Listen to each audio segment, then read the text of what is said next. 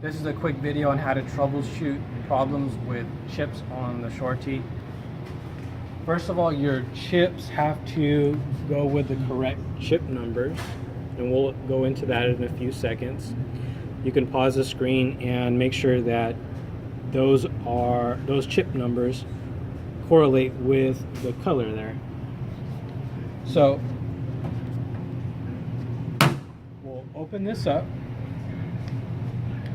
Now you'll notice that we've got white ink in these spots that are supposed to have light colored inks normally.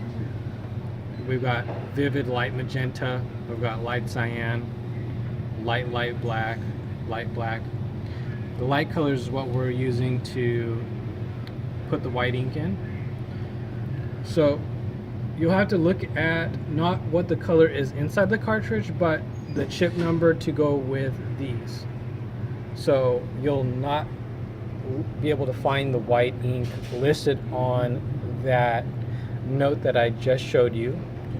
So with yellow has to go with the correct number.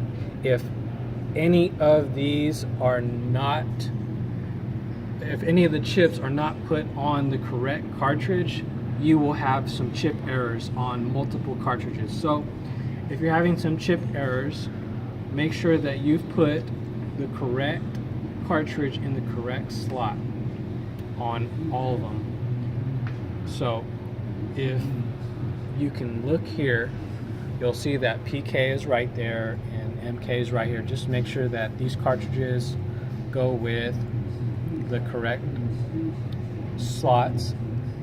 Also, if that is completely correct, then what you'll need to do is check a few things. If we're having some trouble with the yellow cartridge, first what we can do is look on the screen.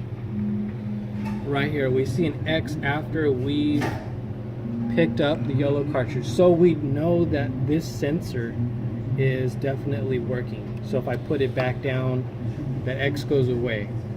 Now there can be certain circumstances where it will work and then it won't, and that is when we either have a sensor that is missing the middle piece, you can obviously see it here, or it's not completely pushed down all the way into the ink bay. So that may be a problem.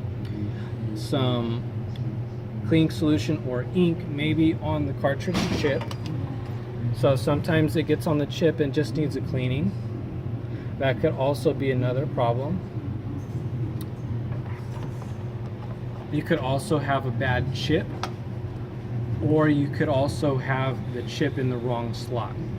So all of those things can cause multiple cartridges not to be read correctly, but you can troubleshoot with those techniques to see if the cartridge is being read after you pull out. So right now on my screen I should see the VLM and an X on the VLM. Now I'm going to push it back in and it goes away. So we know that all of these are functioning.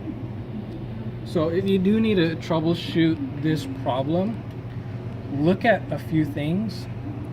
Look at the chip, make sure it's clean, and also keep in mind that the chip may need to be replaced after so many resets.